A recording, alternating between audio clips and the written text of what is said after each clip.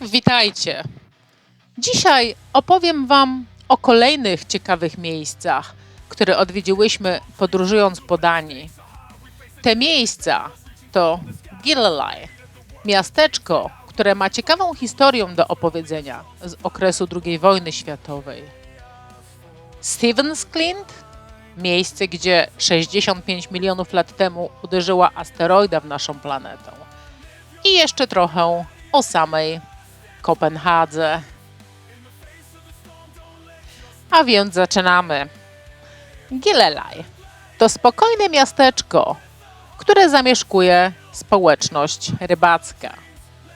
Najwcześniejsza potwierdzona stała osada w Gilleleje pochodzi z początków XVI wieku.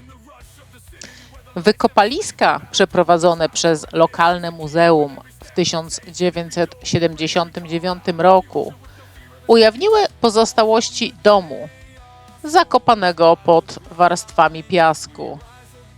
Dom ten został prawdopodobnie zbudowany wkrótce po 1536 roku, ponieważ na miejscu odkryto monetę datowaną na lata 1534-1536.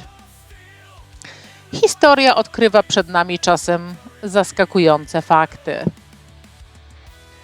Latem 1943 roku Niemcy stanęły w obliczu poważnych wyzwań wojennych. Duński ruch oporu stawał się coraz śmielszy, a sierpień był świadkiem strajków i aktów sabotażu w całym kraju. W odpowiedzi Hitler postanowił ukarać Duńczyków, nakazując pojmanie duńskich Żydów we wrześniu i egzekucję na początku października.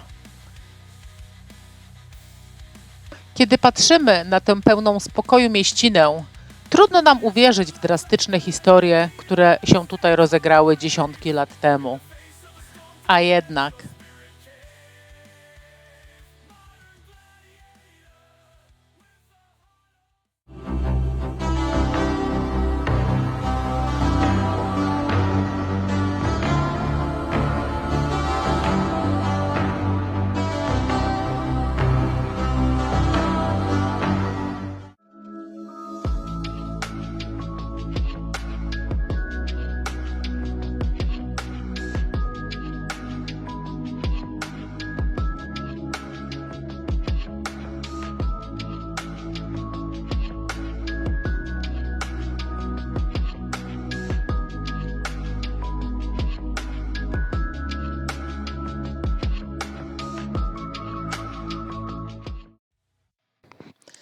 przechodząc obok domków rybaków i miejskiego kościoła, zwróćmy uwagę na sklep, który należał do handlarza tkaninami, znanego z eksponowania plakatów popierających RAF i antyniemieckich. Początkowo rząd duński współpracował z władzami niemieckimi, ale po 3,5 roku nie mogli już tolerować tego, co się działo. Pod koniec września przekazano politykom i rabinom pilne wiadomości, w których radzili duńskim Żydom, aby szybko uciekli. Naziści planowali ich złapać w nocy z 1 na 2 października. Najbezpieczniejszą drogą ucieczki było udanie się pociągiem do Gilleleje i znalezienie drogi przez cieśninę Sund do Szwecji. W tym czasie Gilleleje było zżytą wioską rybacką, liczącą około 1700 mieszkańców, którzy dobrze się znali. Niemieccy żołnierze stacjonowali w pobliskim hotelu i patrolowali ulice i port. Ponadto miejscowi obawiali się niespodziewanych inspekcji Gestapo, które miało siedzibę wzdłuż wybrzeża w Helsingor. Świadomi niebezpieczeństw zjednoczyli się, aby pomóc uciekającym Żydom, spotykając ich na przystankach kolejowych i zapewniając im schronienie do zapadnięcia zmroku, kiedy to mogli wsiąść na łodzie i odbyć niebezpieczną 2-godzinną podróż przez wzburzone morze do Höganäs i innych szwedzkich miast nadmorskich. Hitler zasadniczo źle ocenił jeden kluczowy punkt, chociaż te osoby były Żydami, były również obywatelami Danii.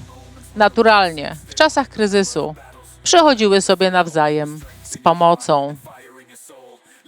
Przez cały październik w 1943 roku wzdłuż wybrzeża miało miejsce wiele aktów odwagi.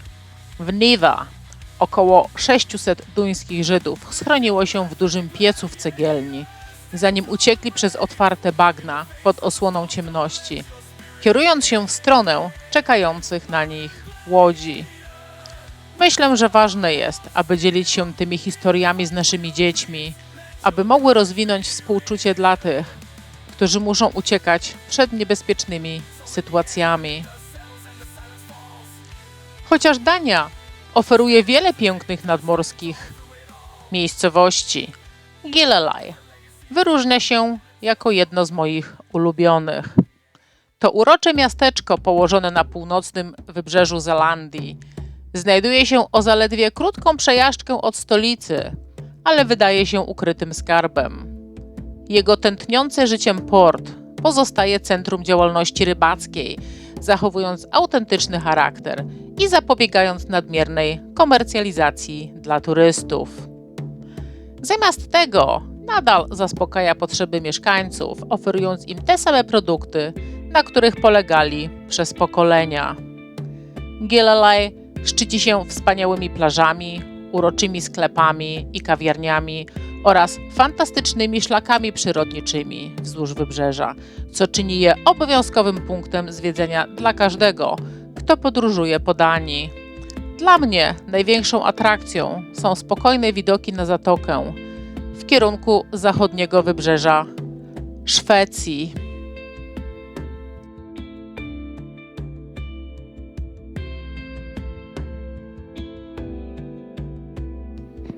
Także jeśli macie w planach podróż do Danii, dopiszcie Gilleleje do waszej listy.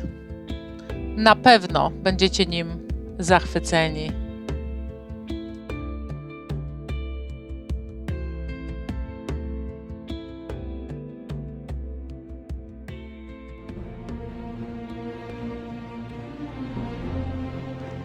Stevens Clint, zwany po angielsku Cliffs of Stevens, to uderzający biały kredowy klif położony około 6 km na południowy wschód od Storheadinge na Zelandii, duńskiej wyspie. Rozciągający się na 17 km wzdłuż linii brzegowej, ma znaczną wartość geologiczną jako jedno z najlepiej zachowanych miejsc granicznych kredy i trzeciorzędu na świecie. Klif, który podlega regularnej erozji, osiąga wysokość do 40 metrów. Ze względu na swój wyjątkowy zapis kopalny, Stevens Clint znalazł się na liście Światowego Dziedzictwa UNESCO w 2014 roku.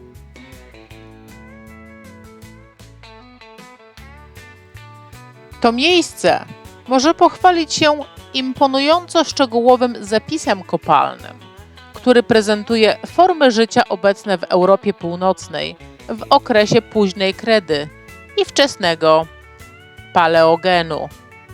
Kreda z epoki kredowej w Stevens Clint jest domem dla ponad 450 gatunków makrofosyliów i niezliczonych dodatkowych gatunków mikrofosyliów. Podobnie niższe warstwy paleogenu obfitują w mikrofosylii, w tym liczne gatunki maleńkich żywicieli zawiesinowych o wielkości zaledwie milimetrów. Zróżnicowany zakres gatunków otwornic bentonicznych został skatalogowany zarówno z okresu kredowego, jak i paleogenicznego, ze znacznymi różnicami w ich występowaniu na granicy okresu kredowego, co podkreśla zmiany biologiczne, które miały miejsce podczas masowego wymierania. Corbula mella, małż uznawany za gatunek pionierski, dominuje w warstwach tuż za warstwą graniczną, Łącznie w Stevens Clint udokumentowano ponad 830 gatunków makrofauny, w tym myszwioły, ramienionogi, amonity, koralowce, skorupiaki i szczątki większych stworzeń, takich jak rekiny. Stevens Clint był pierwszym miejscem, które dostarczyło dowodów na krótkie przetrwanie amonitów w okresie paleogenicznym, co przeczy wcześniejszym przekonaniom, że wyginęły one na granicy okresu kredowego. W 2008 roku Muzeum Zimnej Wojny Stevens Fortress zostało otwarte dla zwiedzających.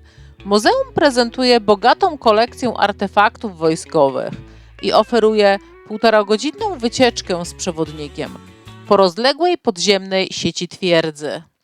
Ten podziemny system obejmuje 1,6 km tuneli, przestrzeni mieszkalnych i obiektów dowodzenia, w których mieści się szpital i kaplica. Ponadto znajdują się tam 2 magazyny amunicji dla 2 15-centymetrowych dział twierdzy. Tunele rozciągają się na 18 do 20 metrów pod powierzchnią, zagłębiając się głęboko w kredowy teren Stevens. Zbudowana w 1953 roku, ta tajemnicza forteca pozostawała aktywna do roku 2000. Podczas spaceru po usianej kamieniami plaży w Stevens Clint wysoko nad nami zobaczysz granicę kredy i trzeciorzędu. Jest ona zaznaczona cienką, czerwono-szarą warstwą wewnątrz formacji skalnych. Górna warstwa składa się z kredy z okresu kredowego, podczas gdy dolna warstwa to wapień z okresu trzeciorzędowego.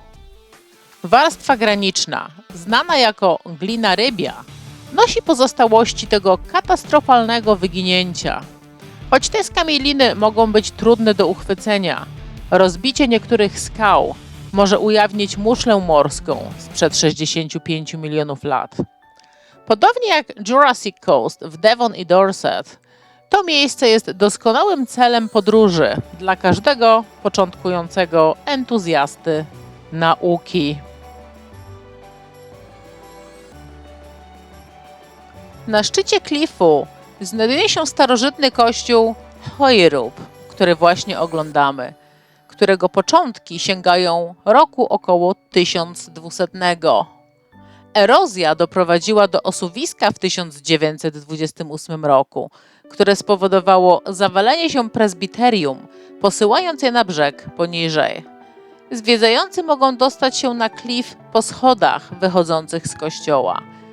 Nowszy kościół, zbudowany w 1913 roku, znajduje się 300 metrów w głąb lądu od krawędzi klifu. 23 czerwca 2014 roku oficjalnie ogłoszono, że zarówno Stevens Clint, jak i Morze Watowe zostały wpisane na listę Światowego Dziedzictwa UNESCO w Danii. Stevens Clint jest niezwykłym świadectwem starożytnej historii. Na początku lat 80. naukowcy zaproponowali przełomowy pomysł. Masowe wymieranie dinozaurów i ich współczesnych nie zostało wywołane przez ogromną aktywność wulkaniczną w Indiach, jak wcześniej sądzono, ale raczej przez kolosalne uderzenie meteorytu, którego konsekwencje przypadkowego zdarzenia sprzed 65 milionów lat są równie zdumiewające. Ta formacja geologiczna obejmuje ten 15-kilometrowy klif nadmorski, bogaty w skamieniałości, dostarczający kluczowych dowodów na uderzenie meteorytu Chicxulub pod koniec okresu kredowego, około 65 milionów lat temu. Naukowcy uważają, że wydarzenie to doprowadziło do największego masowego wymierania w historii Ziemi, unicestwiając ponad połowę wszystkich gatunków. Meteoryt Chicxulub nie był zwykłym kosmicznym kamieniem. Był odpowiedzialny za zakończenie panowania dinozaurów. Wyobraźcie sobie, gdyby ten meteoryt zboczył z trasy i wylądował gdzie indziej we wszechświecie. Czy dinozaury nadal zamieszkiwałyby naszą planetę? Czy optymalne warunki pozwoliłyby ludziom na ewolucję? Czy moglibyśmy współistnieć z tymi wspaniałymi stworzeniami? I jeszcze na chwilę przeniesiemy się do stolicy Danii, Kopenhagi. Jej początki sięgają XI wieku, kiedy to z małej wioski rybackiej rozwinęła się ważne miasto portowe na początku XVII wieku pod rządami Krystiana IV, króla Danii. Podczas swoich rozległych rządów Krystian IV przewodził licznym przedsięwzięciom budowlanym, z których jednym było Christianshavn. Obszar ten, położony na wielu wyspach w porcie, został zaprojektowany w celu wzmocnienia obrony miasta przed potencjalnymi inwazjami. Obecnie Christianshavn przekształcił się w tętniącą życiem dzielnicę mieszkalną, słynącą z uroczych uliczek i bogatej lokalnej kultury. Warto również zwrócić uwagę na to, że to miejsce, w którym znajduje się Freetown Christiania, gmina założona w 1975 roku, w której mieszkało około 1000 mieszkańców. Jest to fascynująca historia sama w sobie, ale opowiem Wam ją innym razem. Ponadto Krystian IV zlecił budowę pałacu Christiansborg, który obecnie pełni funkcję siedziby duńskiego parlamentu. Po tym, jak zdał sobie sprawę, że poprzedni zamek nie był wystarczający, aby odzwierciedlić wspaniałość i autorytet jego panowania. Jednak obecna wersja pałacu Christiansborg znacznie różni się od pierwotnej formy z powodu dwóch dużych przebudów, które były konieczne ze względu na niszczycielskie pożary na przestrzeni lat.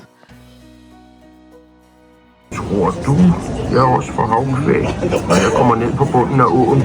Ja, det skulle jeg da tænke, sagde lille Claus. Men jeg kan ikke bære dig i sækken hen til åen. Du er mig for tung. Vil du selv? A tutaj przed chwilą Jan Christian Andersen czytał nam jedną ze swoich opowieści. Niestety nie powiem Wam o czym, nie znam duńskiego.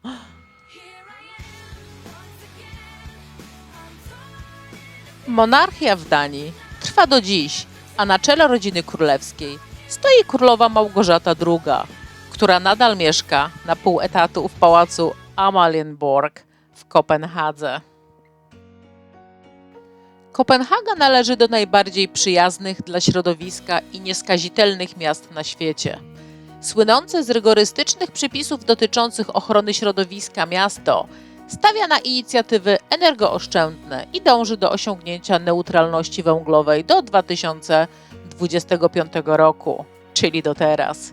Wody portu są tak czyste, że pływanie jest powszechną aktywnością, a kąpieliska portowe przyciągają zarówno mieszkańców, jak i turystów.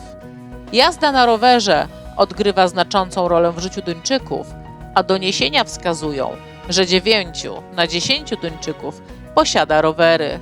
Nawet politycy dojeżdżają do pracy na rowerze licznymi trasami przyjaznymi dla rowerzystów w mieście. Ponadto Kopenhaga jest uznawana za jedno z najszczęśliwszych miast na świecie. Jej mieszkańcy cieszą się swobodnym i harmonijnym stylem życia, wspieranym przez solidny duński system opieki społecznej. Duńczycy często spędzają dużo wolnego czasu z rodziną, często w ciepło oświetlonych domach, oddając się narodowemu zamiłowaniu do przytulności, znanemu jako hygge. Także tym optymistycznym akcentem żegnam Was dzisiaj i do zobaczenia w następnym odcinku.